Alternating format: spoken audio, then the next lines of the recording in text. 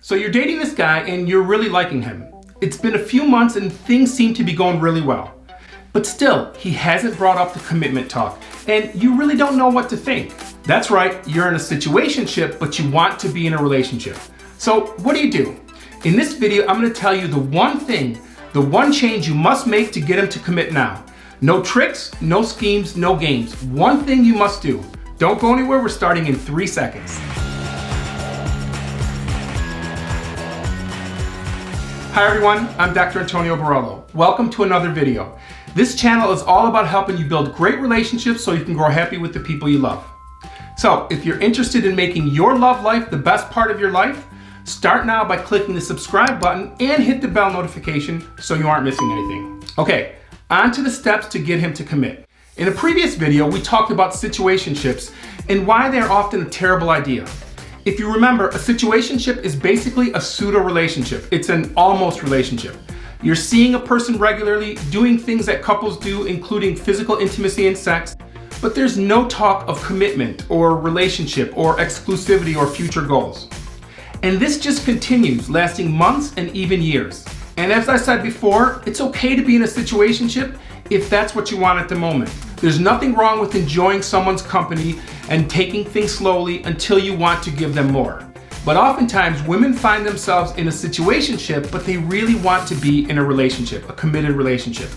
And if you spend enough time together, that "what are we" conversation inevitably comes up and is met with, "I don't want to be in a relationship. I don't want a commitment at this time. Why do we need labels?"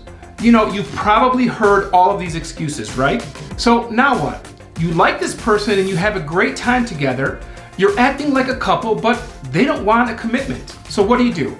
I'm going to share time-tested advice and suggestions that are sure to get your guy to commit. And I'm saving the most important one for last, because without doing the last one, without making that last change, the others won't matter at all. So make sure you get that one. It's absolutely essential. Before you start making any changes, before you begin, ask yourself if this person is really relationship worthy. Ask yourself, how much of my desire to be in a committed relationship is influenced by the fact that he doesn't want one? You know, the classic, we want what we can't have? So make sure that he's capable of a relationship with emotional intimacy, that he's someone who values love and loyalty and mutual respect and the possibility of a future. Without these, the relationship is nothing more than a casual thing that becomes disposable. Again, is the situationship really that good? Are you really that compatible? Do you share mutual respect and strong beliefs? And can you see yourself making long-term goals with this person? If yes, let's go on. So let's assume that he's not a player, but rather he's simply on the fence regarding being committed to you at this time and in this relationship. So how do you get him to commit? Number 1, stop talking about commitment. The first thing you have to do is stop talking about commitment. If you've already had this discussion and you're on different pages of the book, further discussing or trying to convince him of your point of view will likely backfire. The more you talk about it, the more pressure he will feel, and that's not a good thing. He knows what you want, and every time you bring it up, he pulls further and further away from you. If you really want this guy to finally commit to being in an exclusive relationship, you need to stop bringing up anything to do with a future or with the relationship altogether. Number 2, change your mindset and keep things light and fun. Even though you're disappointed by his lack of commitment, you have to hide that disappointment and keep things light and fun and carefree. You've got to be that person that he wants to be with most. You've got to rock his world in a way that no one else can and leave him wanting more, leave him craving more. And the only one that can satisfy that craving and that need is you. So you must create that dynamic, that feeling that he can't get anywhere else. Every time he thinks of you, he's going to be thinking about the fun things. He's going to be associating you with everything fun. Not once, but every time. Light, fun, easygoing, confident, not disappointed or frustrated or insecure about where things are going. Every time he thinks of you, he's going to be thinking about the fun things. He's going to associate you with everything fun. Number 3, prioritize your needs and put yourself first. Sometimes people go out of their way to show the person they're dating how much they like them.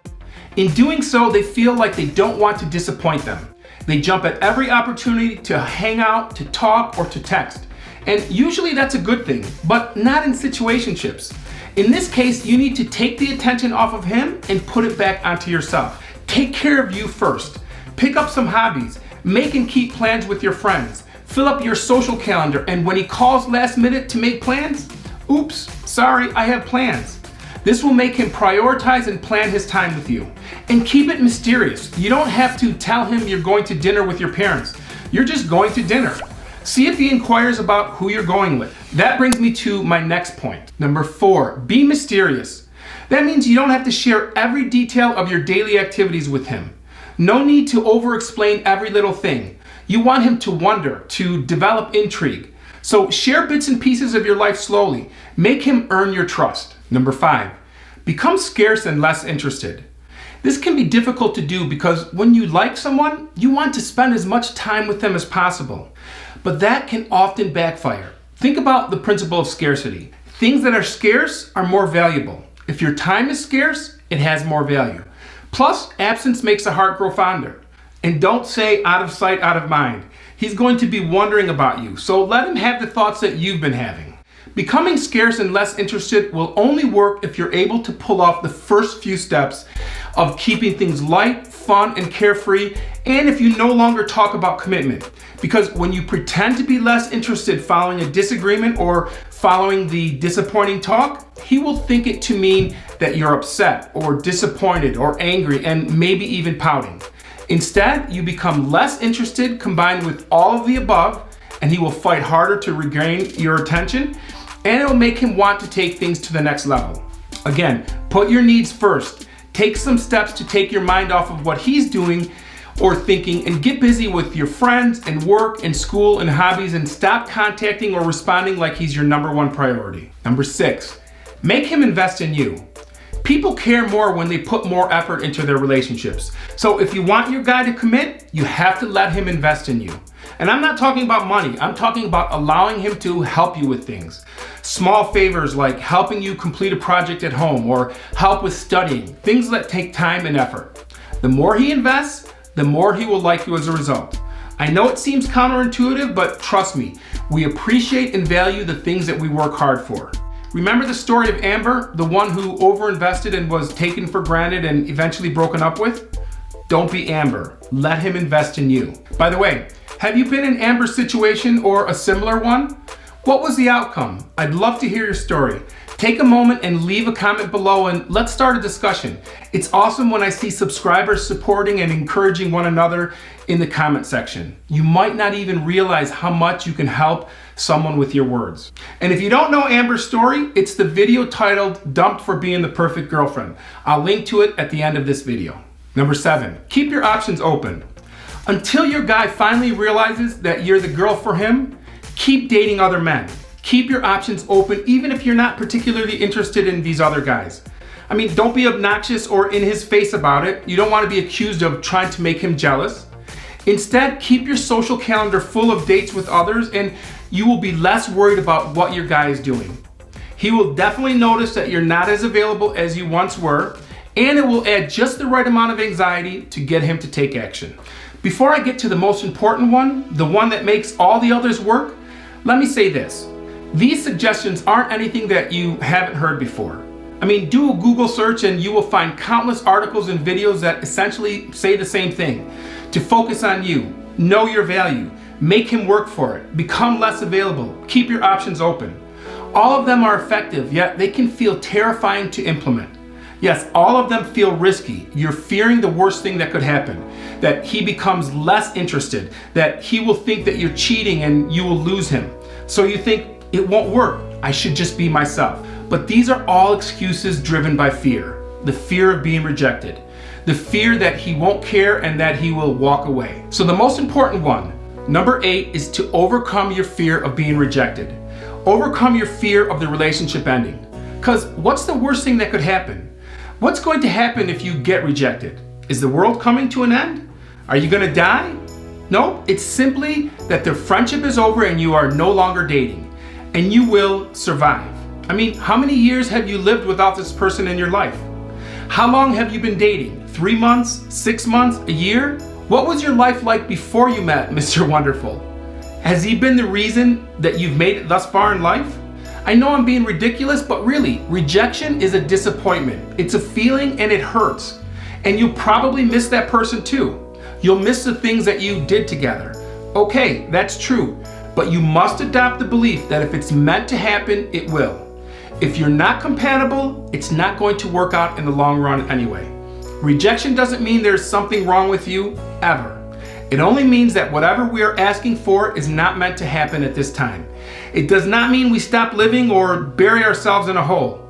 And please don't ruminate about why or what he was thinking or is thinking. You cannot mind read and you've not lived in his skin. What you're imagining could be completely untrue. Look, if a relationship is meant to be, if he's the person for you, if you're really that compatible, then implementing these suggestions will certainly bring him to wanting a commitment with you. That's for sure. But if it's not right, if he's not the right one for you, if there are too many differences, or if he's not the committing type, nothing you can do will change that outcome. It just won't work, and that's okay. Oh, and yeah, there are a few unintended consequences of implementing these suggestions into your life.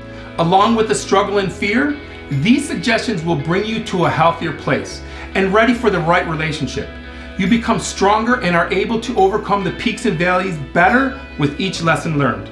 You become aware of what you want and don't want in a relationship and are able to make decisions based on what is best for you. It is very liberating and empowering to know that if one person rejects you, that person was not really right and that someone better is coming along. Earlier, I mentioned the video that describes Amber's situation. Click here to check out that video now. I'll see you there.